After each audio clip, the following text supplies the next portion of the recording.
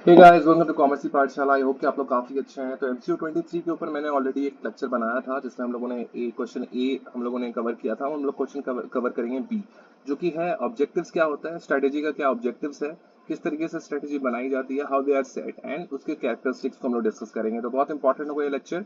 अगर आप नए हैं तो प्लीज सब्सक्राइब कर लीजिए हमारे चैनल को, अपने दोस्तों के साथ शेयर कर लीजिए ताकि आपको उनको भी ये वीडियोस मिल सकें और उनका भी प्रिपरेशन जो है ठीक तरीके से हो पाए।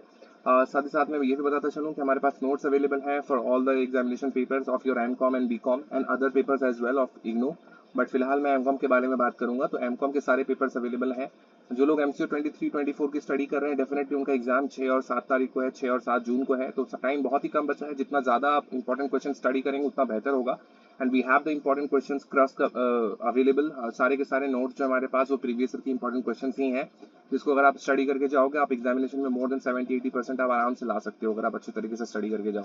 सो टाइम बहुत ही कम बचा है। जितना अच्छे से आप स्टडी करोगे उतना आपके लिए बेहतर होगा। तो चलिए फिर दूसरा टॉपिक स्टार्ट कर लेते हैं कि क्या इसके ऑब्जेक्टिव्स हैं, कैसे बनाए जाते हैं, सेट किए जाते हैं और साथ ही साथ इसके क्या क्या कैरेक्टरिस्टिक्स हैं। ये हम लोग ऑलरेडी कर चुके हैं।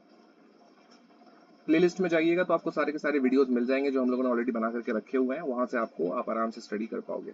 ठीक है, तो चलिए फिर शुरू करते हैं। ये रहा हमारा B point, meaning, setting and characteristic of objectives. ठीक है, चलिए फिर शुरू करते हैं।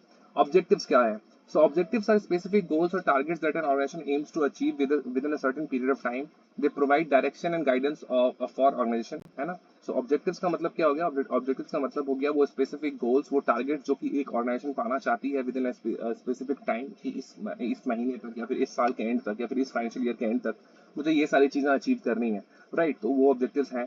दे आर द डायरेक्शन, ये जो है आपको प्रोवाइड करते हैं। क्या प्रोवाइड करते हैं? आपको डायरेक्शन प्रोवाइड करते हैं, गाइडेंस प्रोवाइड करते हैं कि किस तरीके से आपको अपने ऑर्गेनाइजेशनल एक्टिविटीज को गाइड करना है ताकि आपके जो जो चीजें आप अचीव करना चाह रहे हो, है ना, जो चीजें आप जो आपका गोल है उसको आप अचीव कर सको, तो उस चीज में जो है ये आपको गाइड करता है।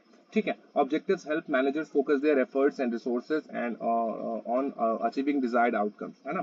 तो ऑब्जेक्टिव जो है हेल्प करता है मैनेजर्स को कि वो एफर्ट उस तरीके से लगाए ताकि वो जो भी उसके ऑब्जेक्टिव्स हैं उसको वो हासिल कर सके, जो उसके डिजायर्ड आउटकम्स है वो उसको हासिल कर सके। सेटिंग ऑफ ऑब्जेक्टिव, आप किस तरीके से ऑब्जेक्टिव को सेट करोगे? Objectives are usually set through a systematic process involving the following steps, है ना। यहाँ पे कुछ स्टेप्स हैं जिसको मैं अभी बताऊंगा, उसको स्टेप को फॉलो किया जाता है ऑब्जेक्टिव्स को सेट करने के लिए। ठीक है, सबसे पहला है analysing the organisational mission and vision, है ना। आपके ऑर्गेनाइजेशन का क्या मिशन है और क्या विजन है, इसको सबसे पहले एनालाइज किया जाता है। ठीक है ना, क्योंकि उसी के बेसिस पे आपका ऑब्जेक्टिव सेट होगा। राइट, आप जो भी स्ट्रैटेजी बनाओगे जिस भी ऑब्जेक्टिव को पूरा करने के लिए, वो ऑब्जेक्टिव को सेट करने के लिए कि क्या आपका ऑब्जेक्टिव होने वाला है, उसके लिए आपको अपने ऑर्गेनाइजेशन के मिशन को और उसके विजन को समझना होगा। Understanding the overall purpose and direction of the organisation, है ना। आपको ये समझना होगा कि जो ओवरऑल पर्पस है आपके एग्जिस्टेंस का, आपके कंपनी के एग्जिस्टेंस का, आपके ऑर्गेनाइजेशन के एग्जिस्टेंस का, उसको आपको समझना होगा और उसके डायरेक्शन को भी समझना होगा कि किस दिशा में आप उसको लेकर के जाना चाह रहे हो। दूसरा पॉइंट है assessing internal and external environment. जो इंटरनल और एक्सटर्नल एनवायरनमेंट होता है, आप उसको एक्सेस करने की कोशिश करते हो, उसको समझने की कोशिश करते हो कि चीजें कैसी हैं। जब हम लोग स्वॉट एनालिसिस करते हैं, यहाँ पे वो चीजें सेम है। इवेलुएटिंग अपॉर्चुनिटीज, थ्रेट, वो देखो स्वॉट की ही बात की जा रही है। Evaluating opportunities, threat, strength and weakness, है ना। देखो एस फॉर आपका स्ट्रेंथ हो गया, डब्ल्यू क्या है, वीकनेस हो गया, ओ क्या अपॉर्चुनिटी है और टी क्या है, थ्रेट हो गया, है ना। तो यहाँ पे स्वॉट की ही बात की जा रही है। तीसरा पॉइंट है आइडेंटिफाइंग की एरियाज ऑफ परफॉर्मेंस, किस एरियाज में आप अपने अच्छा परफॉर्म कर सकते हो। देखो हर कंपनी के पास कुछ ना कुछ उसका फायदा होता है, कुछ ना कुछ चीजें उसके पास ज्यादा होती हैं, अबंडेंट होती हैं, जिसका इस्तेमाल वो ठीक तरीके से करके उस चीज में, जिस चीज में वो अच्छा है उसमें वो और भी बेहतर बन सकता है। तो यहाँ पे आपको आइडेंटिफाई करना होगा कि आपका परफॉर्मेंस कहाँ पे अच्छा और किया जा सकता है। सो आइडेंटिफाइंग की areas of performance, determining important areas, है ना। सबसे पहले आपको अपने इंपॉर्टेंट एरियाज को डिटरमाइन करना होगा कि इन सारे एरियाज मेरे लिए इंपॉर्टेंट है, इसके ऊपर ध्यान देना जरूरी है। जैसे कि प्रॉफिटेबिलिटी हो गई, मार्केट शेयर हो गया, प्रोडक्टिविटी हो गया, कस्टमर सेटिस्फैक्शन हो गया। So these are the point, these are the areas where you will have to excel. Right, तभी आपको जो है प्रॉफिट मिल पाएगा, तभी आपका जो ओवरऑल जो आपका गोल है वो आपका पूरा हो पाएगा। चौथा पॉइंट है यहाँ पे formulating specific objective, so setting measurable and achievable targets for different departments, है ना।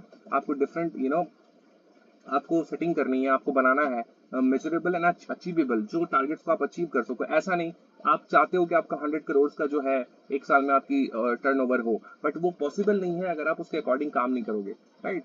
या फिर आपके पास जो रिसोर्सेज हैं उसके अकॉर्डिंग अगर आप बोलोगे कि मुझे 1000 करोड़ मुझे कमाने हैं एक साल में, वो भी पॉसिबल नहीं है। तो आपको एक अचीवेबल और एक मेजरेबल, आपको मेजर करके बढ़िया से जो अचीवेबल टारगेट है वही आपको सेट करना है, ताकि उसके अकॉर्डिंग आप काम कर सको। आप अगर कुछ एक अनरियलिस्टिक सा अगर आप टारगेट सेट कर लोगे तो वो भी आपके लिए अच्छा नहीं होगा, है ना? तो हर डिपार्टमेंट के लिए आपको इस तरीके से टारगेट सेट करने हैं ताकि वो अचीवेबल हो और मेजरेबल हो, मेजर करके ही आपको करना है।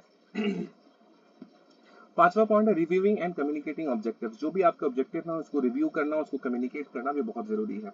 Ensuring all employees understand and work toward achieving objective, है ना? जितने भी सारे एम्प्लॉइज हैं वो सारी की सारी चीजों को उनको समझना पड़ेगा, वो सारी की सारी चीजें उनको समझनी पड़ेंगी कि इस तरीके से काम हो रही हैं, और उनको इंश्योर करना पड़ेगा कि जो भी चीजें हम लोग कर रहे हैं, राइट, वो हम लोग ऑब्जेक्टिव्स को पूरा करने के लिए कर रहे हैं, और उसके अकॉर्डिंग ही उनको जो है तैयारी करनी है और प्रिपरेशन करना है, right? Ensuring that all employees understand, है ना? सारे के सारे एम्प्लॉइज को ये बात समझ में आनी चाहिए, उसके लिए इंश्योर करना होगा आपको, है ना? और उनको ये भी समझ में आना चाहिए क्या ऑब्जेक्टिव्स हैं और किस तरीके से हम लोग उसको अचीव करने वाले हैं।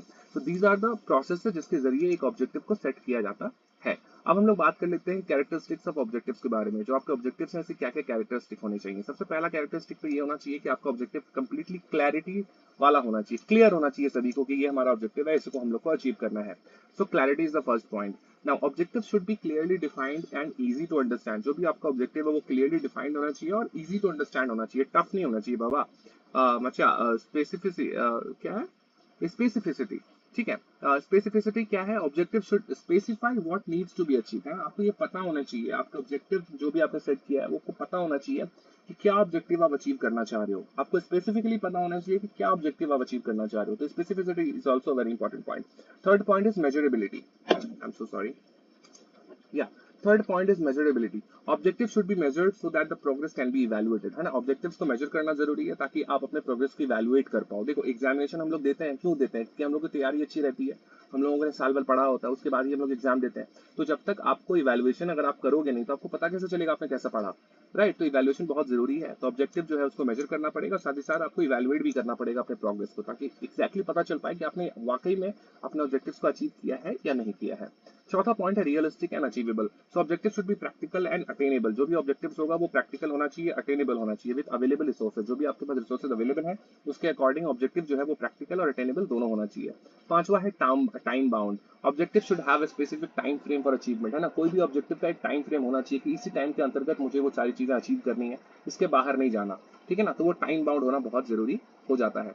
छठा पॉइंट है consistency. So yes, consistency is very important. Life में हर एक चीज के पीछे अगर आप कंसिस्टेंट नहीं हो तो आप कभी भी उस चीज को अचीव नहीं कर सकते। तो जो भी आपका गोल्स है उसको अपने दिमाग में रख करके जो भी आपकी एक्टिविटीज हैं, जो भी आपके कोर्स ऑफ एक्शन है, उसको आपको कंसिस्टेंसी से वो लेना होगा, डिसीजंस को लेना होगा। Objective should be aligned with the organisation mission, है ना? जो भी आपका ऑब्जेक्टिव है वो आपकी ऑर्गेनाइजेशन के मिशन के साथ अलाइन होना चाहिए, एंड साथ ही साथ जो आपके ऑर्गेनाइजेशन गोल्स हैं वो आपके उसके साथ भी वो अलाइन होना चाहिए, ताकि आप कंसिस्टेंटली आप काम कर पाओ उसके ऊपर। सातवां पॉइंट है flexibility. Objective should allow adjustments when necessary due to changes in the environment.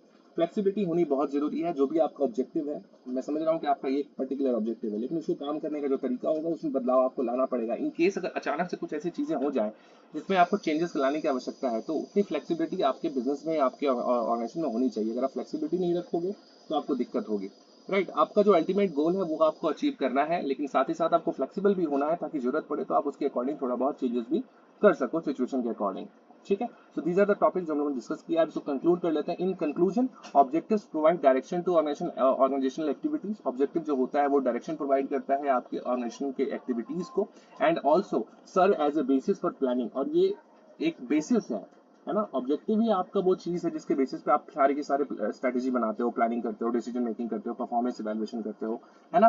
कि आपका वो ऑब्जेक्टिव अचीव हो रहा है कि नहीं हो रहा है। So that's it. I hope कि आपको लेक्चर काफी पसंद आया होगा। पसंद आया तो प्लीज लाइक, कमेंट और शेयर करो। और आज का हम लोग जो हमारा टॉपिक था ऑब्जेक्टिव्स का मीनिंग, सेटिंग एंड कैरेक्टरिस्टिक, तो आई होप कि आपको टॉपिक काफी पसंद आया होगा। पसंद आया तो प्लीज लाइक कमेंट और शेयर करो अपने दोस्तों के साथ। एंड यस, नोट्स हमारे पास अवेलेबल है, नोट्स हमारे पास अवेलेबल है।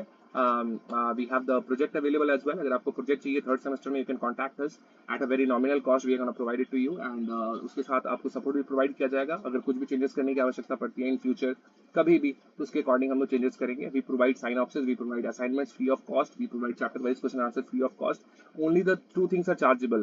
First one is your assignments, your project synopsis. This is chargeable, and the notes that we provide, because the notes are very important for the examination.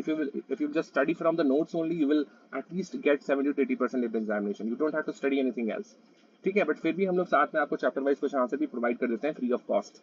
Okay, and assignments तो free है ही। अगर आपको PDF चाहिए होगा तो ही वो chargeable होगा, otherwise जो असाइनमेंट्स मैं आपको प्रोवाइड करूंगा वेब बेस्ड होता है, वो कंप्लीटली फ्री ऑफ कॉस्ट होता है।